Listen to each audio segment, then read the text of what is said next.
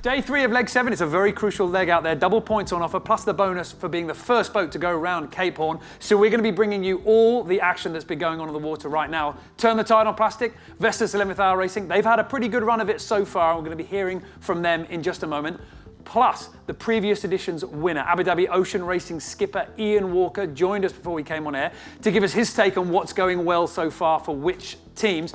But let's have a look at the points right now, because going into this race, there's a lot of points on offer, but things are a little bit confusing on the scoreboard. If you go along to the VolvoOceanRace.com website, if you click on Racing, then going down to Scoreboard, you will be presented with the scores as they are. Let's start our way down at the bottom. So, Turn the Tide on Plastic at the moment, they're in 7th place, and they are 8 points behind Team Brunel. In order to see Di Kafari and their team move up, well, Di Kafari is going to have to win it with Team Brunel finishing in 5th place, or at least get some major boats between them and Team Brunel. Now, don't rule that out, because on the last leg, certainly, Turn the Tide on Plastic were up there for the majority of the leg. Vestas 11th Hour Racing and Team Axel Nobel, they're tied on points, so whoever beats who on the water here will be starting to look a little bit happier. Team Sun Hunkai Scallywag now up into 3rd place on the overall. They've had 2 great legs so far, looking for another one here. Then we get up to the top 2, Dongfeng Race Team, and in 1st place, Mafre. It's 5 points between them. If Dongfeng Race Team want to get themselves up into 1st at the end of this leg, they are going to need to see 2 boats get between them and overall race leaders Mafre. That could be tricky, but Charles Cordrelia is certainly going to be hoping for just that. Well, let's see how they're getting on right now. Let's take a look at the tracker. Leg 7 is all about the southern hemisphere. South is the word, but the boats are not happy yet. Further south they are pushing. Why? Because of this big pressure system. They need to get around it, and the only way to do that is to dive down with the breeze. We've seen some unbelievable speeds over the last 24 hours. 20 knots plus. Some of the teams even hitting 26. Vestas 11th Hour Racing were in the lead, but now Mafre are pushing a little further out. But Vestas 11th Hour Racing back on the water, and I spoke to Simon Fisher on board to see what that was like. To be honest, we've all been through a lot in the last couple of months, and it's been very strange sitting out and watching all the other boats race while we've been on shore. But no, everybody on board is really, really happy to be back out here again. Really excited to be racing again, and you know, everyone's pretty hungry for a good result as well. I think as well it's going to be really interesting to see. Obviously, you know, we lost some points in the last couple of legs, but you know, we've all spent some time at home. We've been well rested. We've been able to look after ourselves, and we're coming back to the race. Maybe a little rusty because the other guys have got a few thousand more miles under their belts, but we're very fresh, and hopefully that'll pay off this leg. And if not this leg, then maybe even the next one and the one after that, just because we're hopefully that little bit fresher. And it's a tough race that only seems to get tougher. So you know, we've had some difficult times, but hopefully we can you know, find the silver lining in that and come back really, really strong. And that's certainly our plan. We just have to execute it now. Simon, it's been an interesting leg. A lot's happened since we left Auckland, and a lot seems to have happened in the last 12 hours. Bring us up to date. Yeah, no, it's certainly been a busy leg so far, and to be honest, we didn't really expect anything less. Yeah, the beat across the Bay of Plenty was pretty tough, and maybe it took us a while to sort of ease our way back into it. We were quite fortuitous last night. There was a big cloud that slowed a lot of the fleet down, and we did a nice job to A, spot it, and then B, try and get around it by going to weather, and that sort of really put us right back in the game again, and stood us nicely up the rankings, so that's all good. From there on in, yeah, it's really just been about sailing fast. We did get a bit to the east of the rest of the fleet, and I guess on the skids it sort of flatters to deceive a bit, because you know, it makes it look very good, but the risk in being too far east is you'll run out of wind. So we've sort of come back down, met with the rest of the fleet now, and yeah, really racing boat for boat. We've got Mafre just over a mile away on our bow, and Axo a couple of miles to leeward, and it's all fast paced and very even between the fleet. Well, this leg double points, plus the extra point for being the first boat to round Cape Horn, so there's a lot at stake. I'm sure you have pored over this leg in every detail. How does it look coming up? It's always a very, very special one, and going around the Horn is always very special. It's a pretty iconic leg, and I think one that really sort of defines the Volvo. So yeah, but it's definitely going to be tough. We're looking at the weather. We're pretty late in the season to be going around before, which means the winds are only going to get stronger. The storm track's a little bit further north, and we can expect probably some bigger breezes to some previous races when we've been earlier in the season. So it's going to be tough, and yeah, everyone's going to be pushing really, really hard and walking that line between sailing fast and pushing hard and not pushing too hard and breaking something is going to be very, very important. I think it's also, everyone, if we get that bonus point going around the horn, that'd be great, but it's also worth mentioning that probably the toughest part of this leg is between Cape Horn and Brazil. The weather in the south off the coast of South America there is quite tricky. It can be very changeable, and yeah, there's certainly a few traps there if you get it wrong. So the leg is going to be decided in that bit up the coast of South America probably. So yeah, we're just going to have to push hard. It's going to be a really, really tough leg, and we're just excited to be out here though, and really up for the fight. So we're looking forward to getting stuck in. Simon Fisher on board Vestas 11th Hour Racing, very happy to be back out in the water and fighting with the rest of the fleet. Likewise, Turn the Tide on Plastic, also running well in the early stages of this leg. However, if you remember, if you were watching the unbelievable arrivals in leg 6, Turn the Tide on Plastic lost it all in those final few moments. And I spoke to Brian Thompson, navigator on board, getting on with the problems of trying to find their way into the Southern Ocean on this leg. But first of all, I asked him what recovering from that moment was like. No, everyone was pretty devastated with that. We felt like we definitely deserved the podium after our good showing in the last leg. And yeah, it was a real cruel twist of fate that Thompson and Macrae came back from 120 miles back in the last 200 miles. It doesn't often happen in racing, but there it is. Everyone was pretty devastated on the night, but by the next day we was just working and a debrief of how we could have done it better. And after the stopover in New Zealand, which was amazing, everyone was raring to go. So I think that's behind, and everyone knows it was really bad luck, including everyone else on the fleet. They were pretty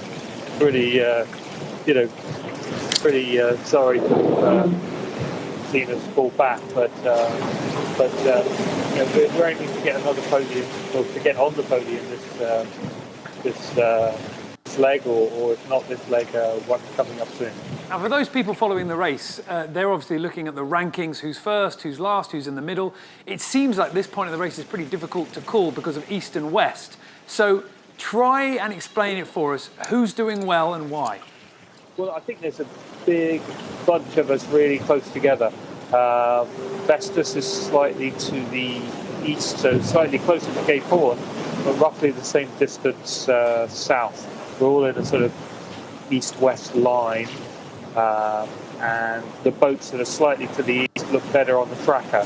But I think most of us just at the moment want to get south down to the stronger winds.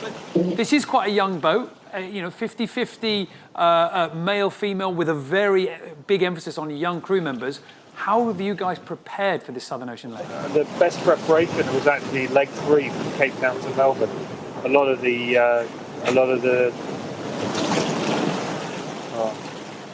I think we're out of battery. Trying to get a battery cable. Oh. You back there, Niles?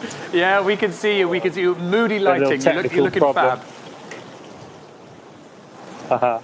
Yeah, there's a horror lighting there. Yeah, so the leg 3 was great training for this upcoming leg. So there's a lot of trepidation before leg 3, especially with a very strong wind, downwind straight after the 3 or 4 days after the start. But this leg we're easing into it.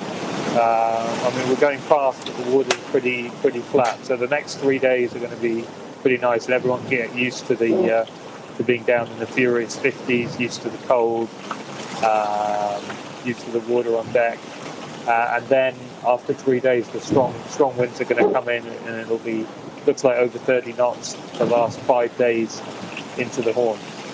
And I noticed for this leg, you've lost your navigation buddy, Nico Lundven. He's no longer there by your side. You're going to be doing this one solo. No, it really worked out well, the two of us. We got on really well and felt like we could have sort of 24-hour coverage. But at the moment, it was a tough first 24 hours, definitely no sleep for really anyone, and certainly none of the navigators beating up the East Cape. Now conditions are a bit more stable, so I'm storing up some sleep before the strong winds and the jibing ahead. Brian Thompson on board Turn the Tide on Plastic. Very much a tough day in the office for all the crews here in the Volvo Ocean Race. And who better to help us understand this than Ian Walker, the winner of the previous edition of the race. And I asked him just before we came on air what it was like for this teams now in this edition with such an unbelievably heavy start. Well, what another great start, wasn't it? I've been blessed with windy starts, unlike our last race. But it would have been pretty uncomfortable first 24 hours. The easterlies get quite big seas. But they're out of that now, and they've got really champagne conditions, just blasting south. And essentially, they've got to head south to skirt around the high pressure. It's a good job the ice skates are a bit lower in this race. Otherwise, they'd have been sailing right into the middle of that low pressure. But they should be able to get around the southern edge of it. I mean, you mentioned blasting along. In the last little bit, we've been talking about some of the boats potentially maybe breaking the all-time record for the best run in 24 hours in a Volvo 65, a record that you hold, I believe. Yeah, I think they're a fair way off it, Niall, at the moment. Should be all right. Yeah, I don't know. You'd know, I guess, in Race HQ how they're going. I think our record was 550 miles in 24 hours. So you've got to average 23 knots. So you need to be doing 25, 30 sort of quite regularly. So it's quite hard to do that without perfect conditions. And you also need a very steady wind direction because you need to go in a straight line. It's measured point to point, of course, not just the mile you sail. In fact, you sail a lot more. We had really ideal conditions for it, just approaching Cape Horn in the last race. So we'll see. It'll be quite tough, I think. We had really good conditions when we did it. All right, well, we will keep our fingers crossed and we will see what happens. Hopefully you'll be able to hold on to your title a little while longer. I just want to talk a little bit about the Southern Ocean itself. I mean, these boats going down there, like you say, the ice limit a little bit lower. We can expect some big sea states, we can expect some big winds coming up for these teams. As a skipper, what's going through your mind at this point?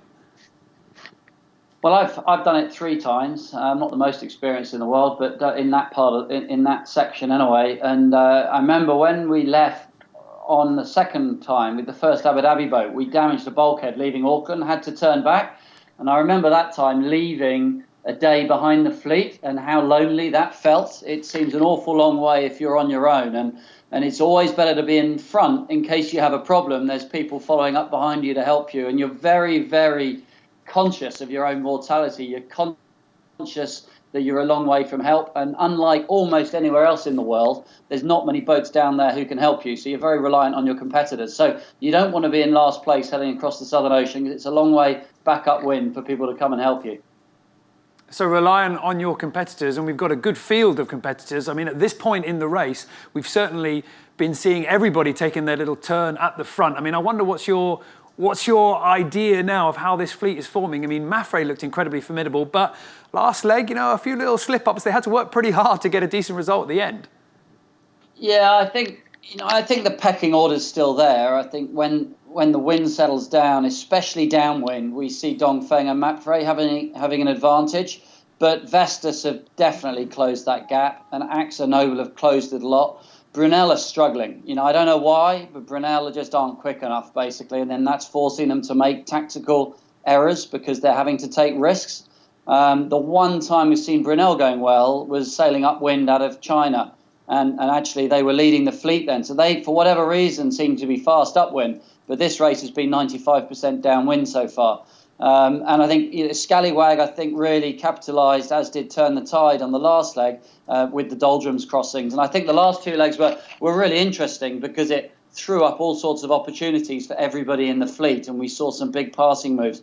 This is back more to the boat speed now. This is a drag race south. It's predominantly downwind.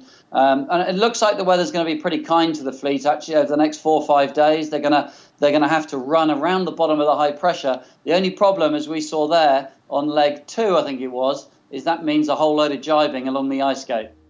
Ian Walker joining us there, and a drag race south it certainly will be. We're looking at 30 to 36 hours before we start seeing the teams turning towards the east, but the challenges will really start to ramp on up from there. Wind and waves. You are going to want to be glued to all the information coming out from the Volvo Ocean Race to find out just how tough it's going to be for these sailors.